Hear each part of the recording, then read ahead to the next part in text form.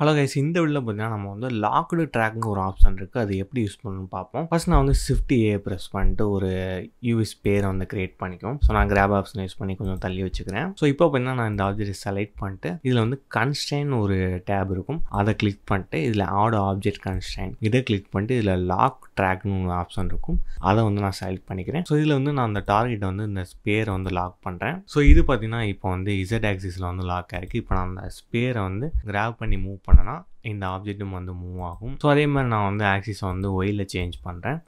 So ஒயில change பண்ணால் எனக்கு வந்து எந்த ஆக்ஷனும் இல்லை. ஸோ அதுக்கப்புறம் இதை வந்து நான் எக்ஸுக்கு வந்து சேஞ்ச் பண்ணேன். இப்போ நான் மூவ் பண்ணேன்னா இது எக்ஸ் ஆக்சிஸில் வந்து மூவ் ஆகும். ஸோ இந்த மாதிரி பார்த்தீங்கன்னா நம்ம வந்து ஒரு ஆப்ஜெக்டை லாக் பண்ணிவிட்டு அதை வந்து இன்னொரு ஆப்ஜெக்ட் மூலம் மூவ் பண்ணிக்கலாம். நம்மளோட பிளெண்டர் கிளாஸில் வந்து உங்களுக்கு ஏதாவது டவுட் இருந்துச்சுன்னா நம்மளோட வீடியோ கீழே வந்து கமெண்ட் பண்ணுங்கள். ஏன்னா நாங்கள் வீக்லி பார்த்தீங்கன்னா லைவ் கிளாஸஸும் வந்து கண்டக்ட் பண்ணுறோம். அதில் உங்களோட டவுட்ஸை வந்து கண்டிப்பாக வந்து கிளியர் பண்ணுவோம். ஸோ மறக்காமல் நம்மளோட வீடியோ கீழே உங்களோட டவுட்ஸை வந்து கமெண்ட் பண்ணுங்கள்.